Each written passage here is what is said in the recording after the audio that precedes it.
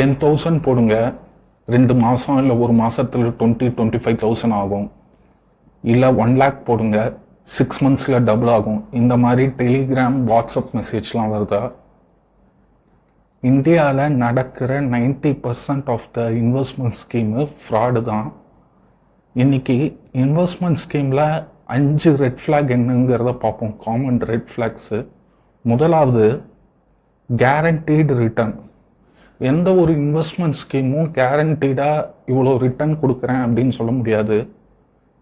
எஃப்டியில் உங்களுக்கு ரஃபாக 6.75-7% per annum போகுது. இதுவே நீங்கள் ஈக்விட்டி ஷேர்ஸில் போட்டிங்கன்னா ஒரு 10%லேருந்து மேக்ஸிமம் 15% வரைக்கும் தான் எதிர்பார்க்கலாம். நீங்கள் ப்ரைவேட்டாக நீங்கள் தனியாக போடுறதுனாலும் இல்லை ஒரு புரோக்கர் யாராவது மூலமாக பண்ணுறதுனாலும் மேக்ஸிமம் 10 to 15%, அதுக்கு தாண்டி பண்ண முடியாது. அண்டு கோல்டில் போட்டிங்கனாலும் 8லேருந்து 10% இன்ட்ரெஸ்ட் தான் பர் ஆனம் வரும். So anything beyond that is greediness. அதை ஃபஸ்ட்டு புரிஞ்சுக்கணும். லைக் இந்த புரோக்கரோ இந்த டெலிகிராமு வாட்ஸ்அப்பு இதிலலாம் இந்த மாதிரி கிரீடினஸை தான் டேப் பண்ணுறாங்க. ஸோ நம்ம கிளியராக அந்த கிரீடினஸ்க்கு இல்லாமல் மார்க்கெட் 8லேருந்து 10% per annum இன்ட்ரெஸ்ட் கொடுத்தா எனக்கு போதும், எனிதிங் பியாண்ட் தட் இஸ் கிரீடிங்கிறது நம்ம தெளிவாக இருந்துட்டோம்னா இந்த மாதிரி ஸ்கேமுக்கு நம்ம விழமாட்டோம். இரண்டாவதாக, கிளியர் பிஸ்னஸ் சொல்லணும். இப்போ இந்த ஸ்டாக் நாங்கள் ஃபாரெக்ஸில் ட்ரேட் பண்ணுறோம், இல்லை இது பைனரிஸில் டீல் பண்ணுறோம்.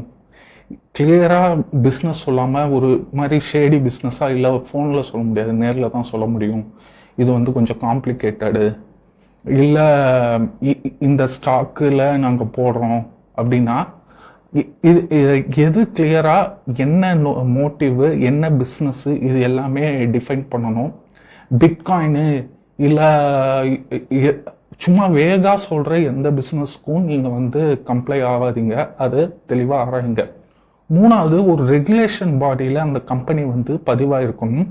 பொதுவாக ஒரு ஸ்டாக்கில் போடுறேன் அப்படின்னு ஒருத்தன் புரோக்கர் சொன்னான்னா அது செபி, அதுக்கப்புறம் ஆர்பிஐ கவர்மெண்டா அப்படிங்கிற விஷயங்கள் ரெகுலேஷனில் வருதா அப்படிங்கிறத பார்க்கணும் நம்ம. ஸோ இதில் ரெஜிஸ்டர் பண்ணியிருந்தா அந்த பக்கம் போங்க, ரெஜிஸ்டரே ஆகலைன்னா இமிடியட்லி ரன் அவே. அதுக்கப்புறம் ஒரு அர்ஜென்சியை தான் டேப் பண்ணுவாங்க. இன்னைக்கு இவ்வளோ பேர் இந்த டெலிகிராம் ஆர் வாட்ஸ்அப்பில் சேர்த்துருக்கோம், நீங்கள் சீக்கிரமாக பண்ணுங்க, அப்புறம் ஸ்லாட் ஃபுல் ஆகிடுது, இல்லை இப்போ ஒரு இன்ட்ராடே ட்ரேடிங் குரூப்பில் போட்டு இந்த ஸ்டாக்கு இந்த நிமிஷத்தில் செல் பண்ணணும், இதை தாண்டி இது பண்ணால் கஷ்டம் அப்படிங்கிற ஒரு அர்ஜென்சி விண்டோவில் உங்களை தள்ளினாலே அது ரிஸ்க்கு தான். ஸோ ரியலான இன்வெஸ்ட்மெண்ட் என்னன்னா, டேக் யுவர் டைம், நீங்கள் பார்த்துட்டு யோசிச்சு சொல்லுங்கள் அப்படின்னு சொல்லுவான்.